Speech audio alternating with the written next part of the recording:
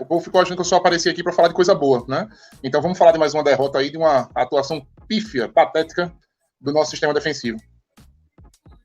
Sim, e olha que, enfim, mas vamos começar. Já vamos inverter a pauta. Eu vou na questão defensiva. Vamos começar com essa unidade que foi uma coisa deplorável, né, Matheus? Porque é incrível como o Joe Barry está empregado ainda, né, como coordenador defensivo do Packers, e ainda vem o Matt LaFleur hoje ainda falar que não pretende fazer nenhuma mudança. Só que o mais duro de tudo isso é que no jogo terrestre o Packers foi uma negação total. Né? Só para jogar uns números aqui para você discorrer o teu comentário. Foram 363 jardas corridas do Eagles. É a terceira maior marca permitida por uma defesa do Packers na história da franquia. Só fica atrás do Raiders de 1955, que fez 406 jardas, e do Bears em 1977 com 375 jardas. E aí o Eagles, né, ontem no Sunday Night, conseguiu fazer esse 363. E o Raiders, que é o quarto colocado, fez 348 em 1978. É complicado, né, Matheus? Você sabendo ter que lidar com um ataque terrestre forte e ainda ser tão ineficiente assim é algo indefensável, né? Eu gosto sempre de dividir as jardas terrestres entre duas categorias, né? As jardas realmente terrestres de running backs, entendeu? Que fazem, como é o nome? Que realmente são jardas desenhadas para você correr, e as jardas de fudeu, o QB tá pressionado. São aquelas jardas que a gente cede depois de uma pressão quarterback, onde o quarterback tem que sair do pocket, improvisar e ganhar aquelas 5, 6, 7 jardinhas ali para salvar uma campanha. Eu gosto sempre de separar muito bem isso. Só que, para que a gente entenda o que é que foi ruim no jogo terrestre de Green Bay e como, assim, a contenção ao quarterback foi feita da maneira certa ou errada. Nesse caso de ontem, todas as jardas foram praticamente terrestres, tá? As jogadas as principais jogadas terrestres do Jalen Hurts correndo foram desenhadas para ele correr, entendeu? Ele não fez uma leitura, saiu do pocket e ganhou 40 jardas numa só carregada. Isso não existe, tá? Isso não existe. Você não pode entrar com um plano de jogo achando que o Jalen Hurts vai ficar comportado dentro do pocket lançando. Você tem que forçar ele a isso.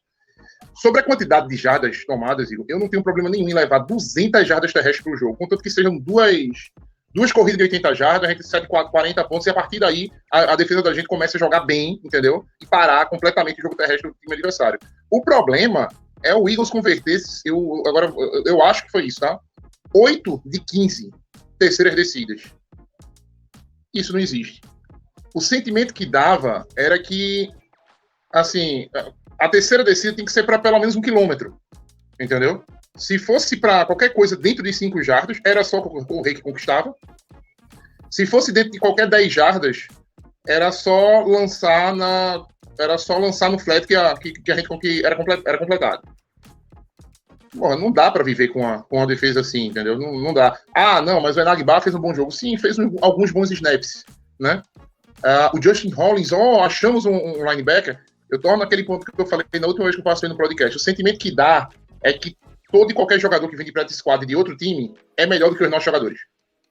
Justin Hollins veio agora, fez um jogo bom, anotou um sec e uma perda, e ainda fez um tackle for loss. 2 jogadas que a gente não vê os pass rushers da gente, Ladarius Hamilton, Tipa Galeai, toda essa galera de Jonathan Garvin, toda essa galera de practice squad da gente, toda essa galera que faz roster, né? Que a gente acha que vai crescer um dia e não cresce. Esse cara fez mais do que eles, né? Será que o problema nosso está no nosso desenvolvimento? A gente não está sabendo desenvolver os atletas que a gente tem aqui, né? Mas o Darius Slayton, a gente achava que ia ser um cara que ia subir de produção esse ano. Não subiu. Continua o mesmo Hulk do ano passado. Rudy Ford chegou nesse ano agora e talvez tenha sido o melhor jogador da gente ontem, forçando aquele fumble ali no final. Não, mas quem pegou a bola foi o Quay Walker. Você só vai lembrar provavelmente disso, né? Mas quem fez assim, quem puxou a mão da bola acho que foi o Miles Sanders, não, foi do Hurts mesmo. Quem puxou a bola da mão do Hurts foi o Rudy Ford, que veio de lá da secundária e puxou a bola. Enfim, é muito problema, entendeu? É muito muito jogador assim que não tá numa temporada longe da que já fez. Gente fazendo hora extra. Nossa, cara, como é ruim o Dean Lowry, velho. Não, é horrível. Entendeu? É horrível. Como é ruim. Ano passado ele anotou algumas boas jogadas, a gente falou, porra, será que ele tá se desenvolvendo? Não. Claramente ele estava jogando na sombra de 3 grandes pés roxos que a gente tava no ano passado, com o Preston Smith, com o Clark e com o Rashan Gary. Tá claro, o problema era isso. Ele estava na sombra dos caras e estava sobrando sozinho e conseguiu fazer uma coisa ou outra, né? Protocolo Kyle Fackrell de anotar mais de 10 sacks na temporada, né? Sim. Seja o cara que tá na hora lá, seja o cara que sobrou ali para acabar fazendo o trabalho. Sim, não, mas só que eu levanto aqui uma questão, Matheus, que eu acho que esse ponto do desenvolvimento que você falou, eu acho que é muito relevante, né, de você refletir sobre isso. Mas aí eu fico pensando assim, mas até, tudo bem, o pessoal do Packers lá pode estar com problema de desenvolver os caras, mas eu acho assim que também vai muito, sei lá, essas escolhas do LaFleur, na escolha do coordenador defensivo, eu fico assim meio com a pulga atrás da orelha, penso assim, será que se um cara realmente competente, será que ele não ia conseguir desenvolver esses caras? Porque não é possível que a gente, tudo bem, que eu acho que em questão de profundidade de roster, a gente tem muitos problemas ali. O pass rusher, a gente teve que trazer o Justin Rollins para suprir a ausência do Gary.